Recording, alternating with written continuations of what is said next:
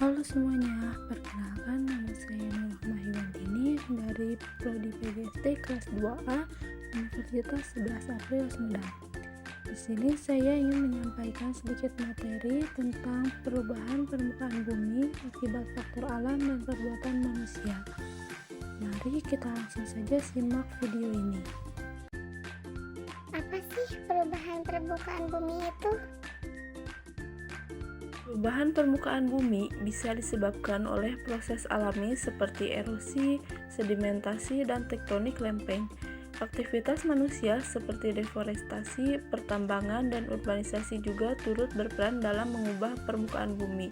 Dampaknya bisa beragam, termasuk perubahan iklim, kerusakan lingkungan, dan ancaman bagi kelanjutan ekosistem.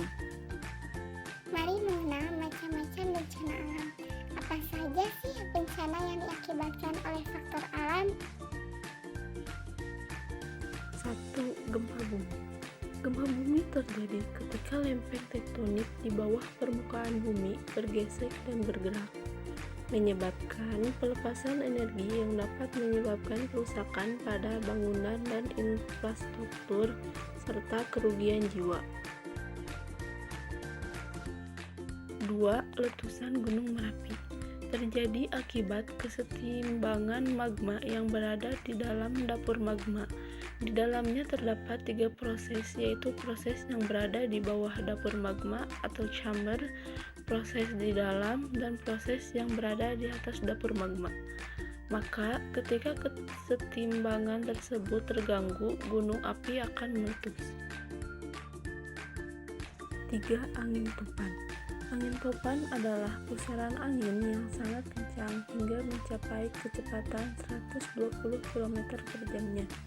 Hingga pada level tertinggi bisa mencapai 250 km per jam.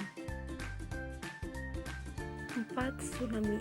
Tsunami adalah gelombang laut besar yang disebabkan oleh gempa bumi di dasar laut atau letusan gunung berapi di bawah laut.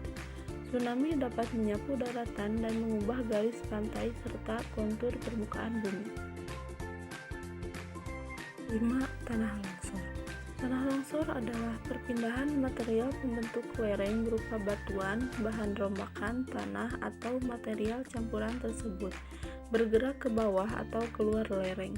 Tanah longsor terjadi ketika lapisan tanah bergeser secara tiba-tiba, menyebabkan perubahan signifikan topografi dan bentuk permukaan bumi. Kalau bencana yang diakibatkan oleh faktor manusia apa aja? 1. Kegiatan industri. Kegiatan industri dapat menyebabkan polusi yang melemahkan kondisi bumi, seperti peningkatan karbon dioksida di atmosfer. 2. Penggundulan hutan. Penggundulan hutan, penebangan hutan, atau deforestasi adalah kegiatan menebang hutan atau tegakan pohon sehingga lahannya dapat dialihgunakan untuk penggunaan non-hutan, seperti pertanian dan perkebunan, peternakan, atau permukiman. Penggundulan hutan dapat mengakibatkan hilangnya lapisan vegetasi yang menjaga kestabilan lingkungan sehingga dapat menyebabkan perubahan permukaan bumi. 3. Banjir.